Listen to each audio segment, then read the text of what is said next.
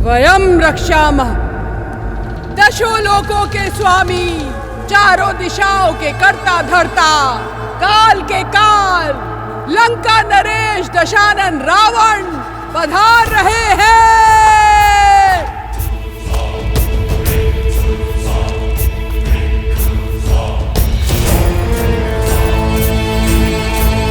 तो तुम्हारी हट अब तक नहीं टूटी। उत्तम, अति उत्तम। इतनी सरलता से जो मान जाए वो महारानी होने योग्य नहीं। लंका की होने वाली महारानी पर ये हट, ये क्रोध जचता है, परंतु इस क्रोध के नीचे दबे विवेक को उजागर करो और सोचो, कहीं तुम अपने अभिमान में अपना अधिकार ना खो दो। सीता, देखो, लंकापति की पत्नी बनने पर क्या कुछ मिलेगा तुम्हें। ये सुंदर वस्त्र, ये आभूषण, ये लंका और लंकेश सब तुम्हारे होंगे। इस संसार के सारे देव प्रातः काल में तुम्हारी स्तुति गाएंगे। महादेव के कैलाश में बिना किसी रोक टोक जा पाओगी। केवल तुम्हारे हां बोलने की देर है सीता। इसलिए कहता हूं, एक बार पुनः विचार कर लो। जो आचार अशुभ हो उसमें विचार कैसा दशानन? सोचते तो वो हैं जिनके मन में संदेह का बीज होता है, किंतु मेरे मन में केवल श्री राम के नाम का पुष्प खिला है। जिस स्वर्ण, राजपाट और सुखों की लालसा तुम मुझे दे रहे हो, अयोध्या में उसकी कमी नहीं थी रावण। पर वो सब तिनके की भांति त्याग कर अपने श्री राम को चुना है मैंने रावण। मेरे लिए, मेरे श्री राम के साथ वनवास में बिताया हर क्षण त्रिलोक के सुखों और ऐश्वर्यों से अधिक महत्वपूर्ण है। ये सीता श्री राम की है, थी और सदा रहेगी। राम राम राम। बहुत हुआ उस वनवासी का गुणगान। कौन है ये राम जिसकी तुलना तुम मुझसे कर रही हो? एक तुच्छ मानव, एक नीरव बालक, जिसे उसकी मां ने उसके राज्य से बाहर फेंक दिया, उसे विवश कर दिया कि वो वन में बिना पादुका के दर दर भटके। 4 राक्षस क्या मार दिए? तुम उसका नाम दसों लोकों के स्वामी, चारों दिशाओं के नाथ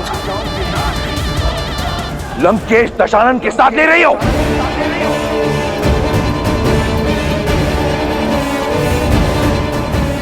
कुछ नहीं है वो, केवल एक नाम है, राम।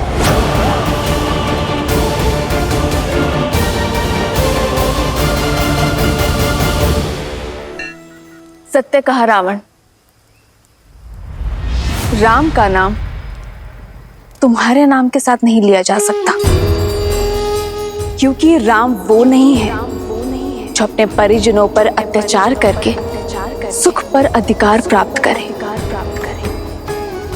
राम वो है जो अपने पिता की इच्छा, अपनी माता के वचनों के लिए हर सुख का त्याग कर देते हैं। राम वो नहीं है जो एक स्त्री को बल और छल से बंदी बना दे। राम वो है जो अपने प्रेम और करुणा से अहिल्या को मां कहकर उसे मुक्त कर देते हैं।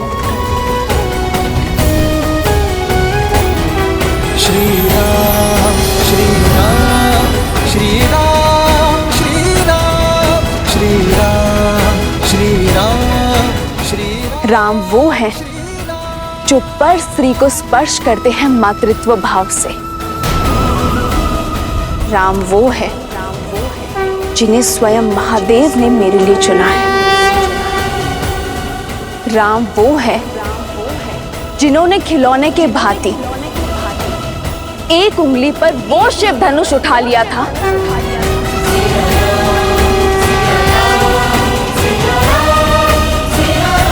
जिसके बल के तले तुम दब गए थे। कुछ स्मरण आया? राम धर्म की पराकाष्ठा है, मर्यादा की परछाई है। राम वो बल है जिन्होंने तुम्हारे भाई खर और दूषण के साथ साथ 14 सहस्त्र राक्षसों को निर्बल कर दिया था।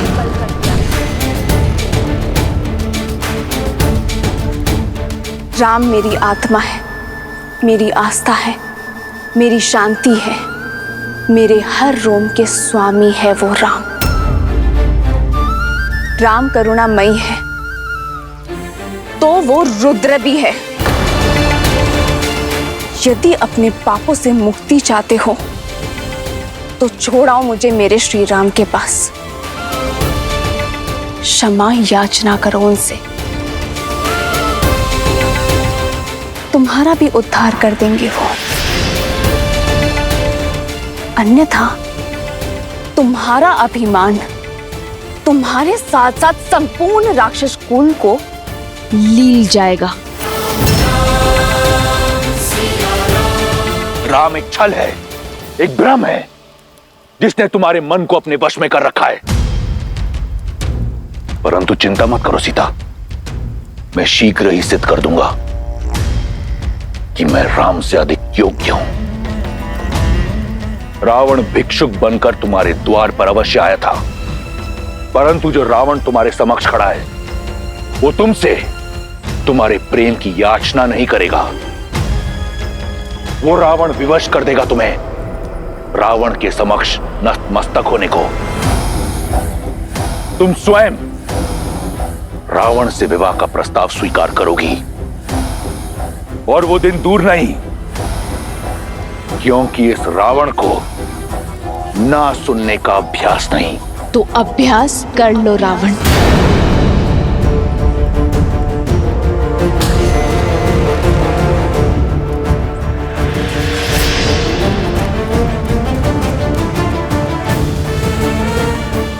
क्योंकि जब तक इस देह में प्राण है, सीता की हर श्वास में केवल श्री राम है।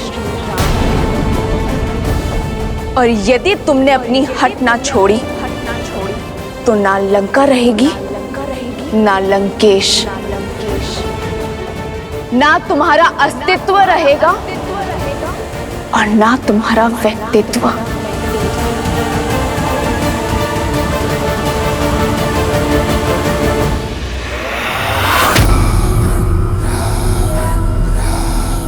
तुम्हारी चुनौती स्वीकार है मुझे सीता। अब मैं पहले स्वयं को राम से श्रेष्ठ सिद्ध करूंगा और तब तुम्हारे मन पर, रोम रोम पर अधिकार करूंगा मैं। कुछ स्वप्न ही रह जाते हैं लंकेश। रावण वो सत्य है जो भ्रम को ब्रह्मा बना देता है। ये स्वप्न अवश्य सत्य होगा। जिसे तुम कल्पना समझ रही हो वो भविष्य होगा तुम्हारा सीता। ये वचन है मेरा।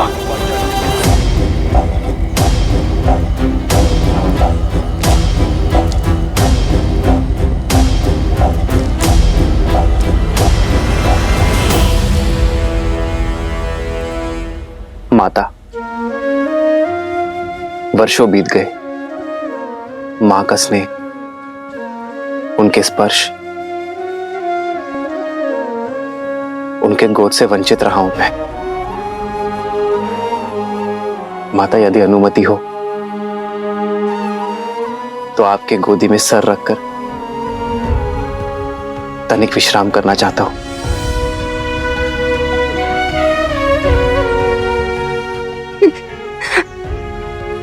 राम।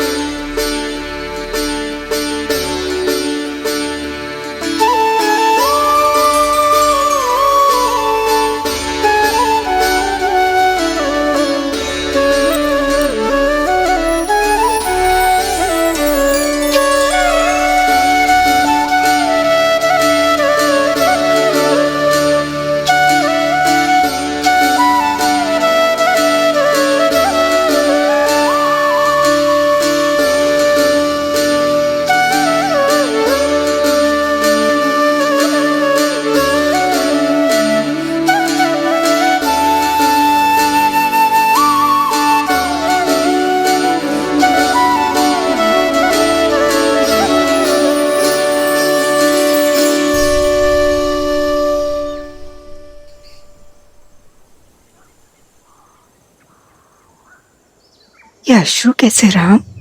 सीता, मेरी धर्मपत्नी, उसकी स्मृति की पीड़ा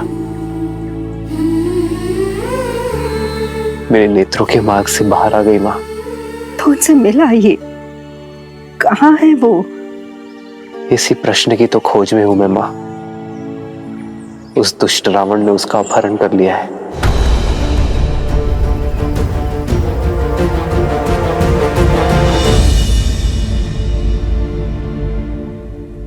दुख के बादल हैं राम, और आपके प्रेम के सूर्य और प्रयास से छट जाएंगे,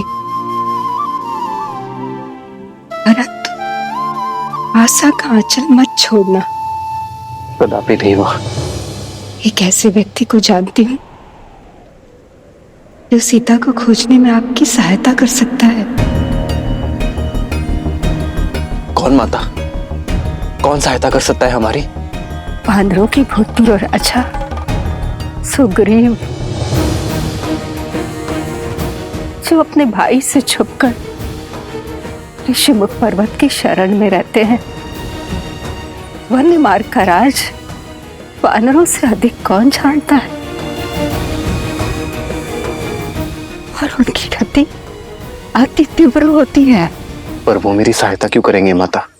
क्योंकि आपके और सुग्रीव के पांव का कांटा एक ही तो है। रावण ने छलपूर्वक देवी सीता का हरण किया, और वहीं बाली ने सुग्रीव की पत्नी रूमा को बंदी बनाकर रखा है। और जब कष्ट एक हो, दुख एक हो, प्रहार एक हो, तो लक्ष्य भी एक ही हो जाता है। और एक ही संकट से घिरे दो व्यक्ति मित्र बन जाते हैं। आप सुग्रीव की सहायता कर सकते हैं और सुग्रीव आपकी। मुझे पूरी आशा है कि सुग्रीव और आपकी मित्रता आपके लक्ष्य को पूरा करेगी। मैं शीघ्र ही उनसे मिलने जाता हूं माता। हमें आज्ञा दीजिए।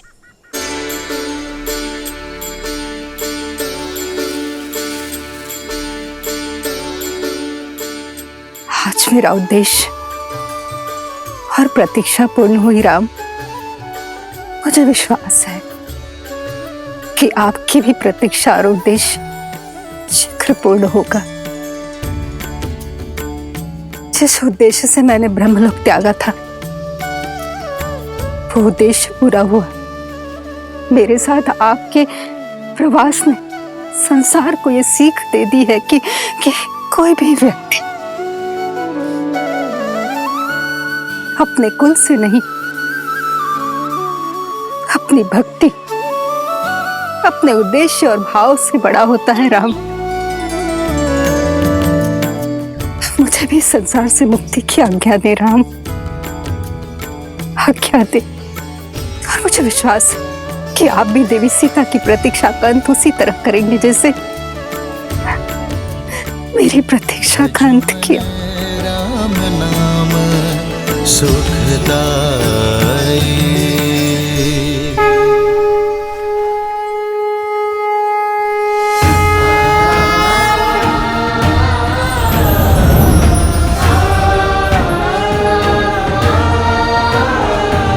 लक्ष्मण, हमें शीघ्र ही सुग्रीव से मिलना होगा।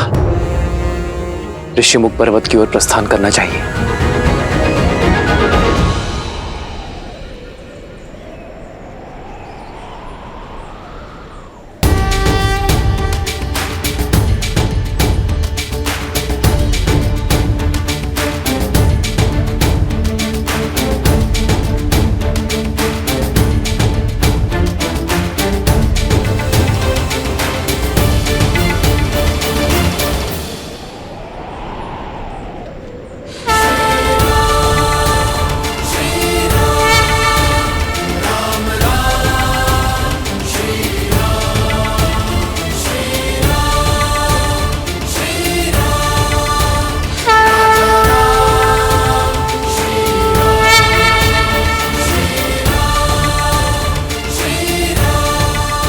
ये कैसा सुखद आभास है, कैसी हर्षमयी अनुभूति है। जैसे मेरी वर्षों की प्रतीक्षा का अंत होने वाला है, जैसे मेरे प्रभु श्री राम का आगमन होने को है। हो मंगल भवन मंगल हारी, द्रवहु सुदशरथ अजर बिहारी।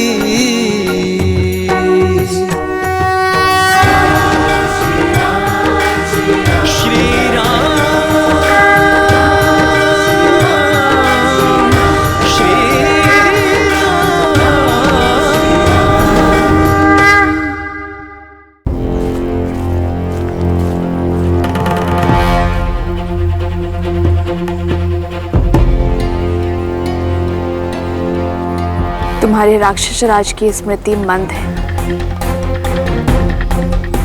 मैंने कहा ना, उनके भेजे वस्त्र आभूषण मैं धारण नहीं करूंगी। ये वस्त्र और आभूषण महाराज दशानंद ने नहीं, महारानी मंडोदरी ने भेजा है। उनकी विनती है कि आप इन्हें स्वीकार कर पूरे राज सुख से यहाँ रहें।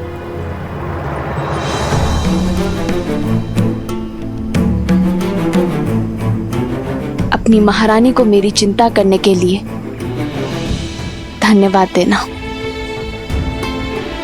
और इन उपहारों को अस्वीकार करने के लिए क्षमा भी मांग लेना। हाँ, यदि वो मेरे लिए कुछ करना चाहती हैं तो उनसे कहना कि अपने पति का मार्गदर्शन करें, उन्हें धर्म का पथ दिखाएं, क्योंकि वो जो कर रहे हैं वो अधर्म है।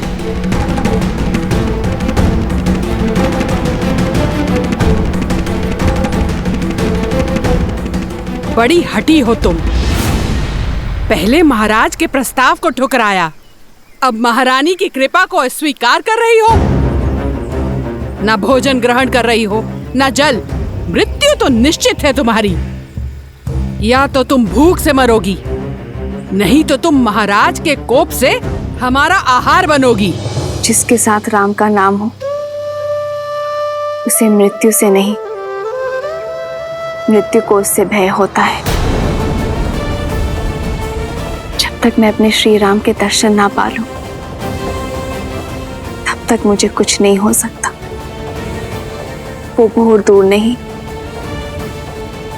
जब लंका के आकाश में राम नाम का शौर्य चमकेगा।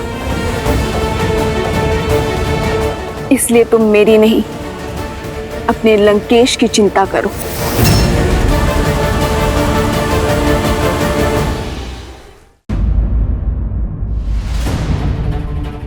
वानरश्रेष्ठ, वानरश्रेष्ठ। क्या हुआ नल? तुम्हारे मुख पर इतनी चिंता क्यों? समाचार ही चिंतित कर देने वाला है महाराज। दो अपरिचित मनुष्य आपको खोजते हुए ऋषिमुख पर्वत की ओर बढ़ रहे हैं। मुझे खोजते हो? स्पष्ट कहो, क्या देखा तुमने? गुप्तचर, वे दोनों वन में यहाँ वहाँ घूम रहे थे और कह रहे थे आपको शीघ्र ही खोजना है। लक्ष्मण, हमें शीघ्र अतिशीघ्र महाराज सुग्रीव को खोजना होगा। वो यही ऋष्यमुख पर्वत में कहीं छुपे होंगे। उनके मुख पर व्याकुलता थी। ऐसा प्रतीत होता है आपको खोज लेना अति आवश्यक है महाराज।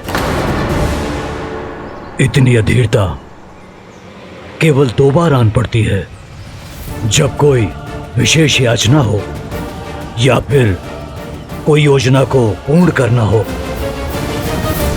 दिखने में कैसे थे वो दोनों? मुख पर सूर्य सतेज, आंखों में चंद्रमा सी सौम्यता। वेश वनवासी का है, किंतु कंधों पर धनुष धारण किए हुए हैं। तुम्हारे वर्णन से कोई दिव्य कुमार प्रतीत होते हैं। महाराज सुग्रीव, कभी कभी संदेह की छटा सत्य को धूमिल कर देती है। तात जामवंत,